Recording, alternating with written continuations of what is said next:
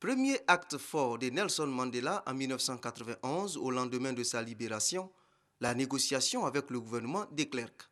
Il est inspiré par cette idée et je cite: pour faire la paix avec un ennemi, il faut travailler avec cet ennemi et cet ennemi devient votre associé. Fin de citation. Chemin faisant, Nelson Mandela reçoit en octobre 1993 le prix Nobel de la paix en même temps que Frédéric de Klerk. Ainsi souffle en Afrique du Sud un vent de décrispation. La fin de l'année 93 voit la mise en place d'un conseil exécutif de transition qui associe les Noirs à l'exécutif. Plusieurs mois après, les électeurs sont appelés à faire un choix entre le bâtisseur noir, Nelson Mandela, et le démolisseur blanc de l'apartheid, Frédéric de Klerk.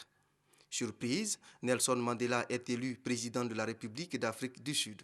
Nous sommes en 1994. Le héros de la lutte contre l'apartheid marque encore le monde lors de son discours d'investiture à travers cette phrase, et je cite: « D'un désastre humain qui n'a duré que trop longtemps, doit naître une société dont l'humanité tout entière sera fière. » Fin de citation.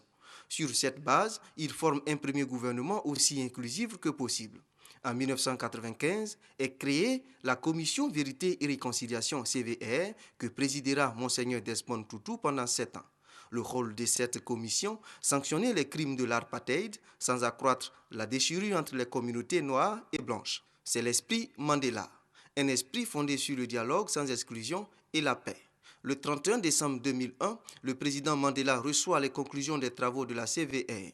Elles portent pour l'essentiel sur l'indemnisation financière des victimes de l'apartheid, de l'édification de monuments publics commémorant la souffrance des victimes et surtout l'amnistie à des personnalités et des inculpés, tous bords politiques confondus. Conscient de ce que la réconciliation était à ce prix, Nelson Mandela mobilise les institutions et les membres de son gouvernement. Plusieurs personnes sont indemnisées, des politiques et des criminels sont amnistiés. Acte de sagesse donc.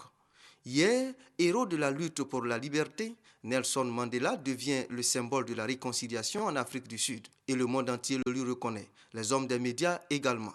Des documentaires sont ainsi réalisés à travers le monde, retraçant le processus de réconciliation en Afrique du Sud pour qu'il fasse école en Afrique et dans les autres continents. Normal, Nelson Mandela a enseigné jusqu'au dernier souffle que l'idée de réconciliation requiert la tolérance mutuelle, la reconnaissance des droits fondamentaux des hommes et des femmes, le pardon et la non-violence. Guidé par ces valeurs, Nelson Mandela a fait la paix avec son ennemi d'hier, Frédéric de Klerk. Et à travers eux, les communautés noires et blanches ont compris la nécessité de vivre ensemble. Conséquence immédiate, le développement socio-économique de la nation, arc-en-ciel.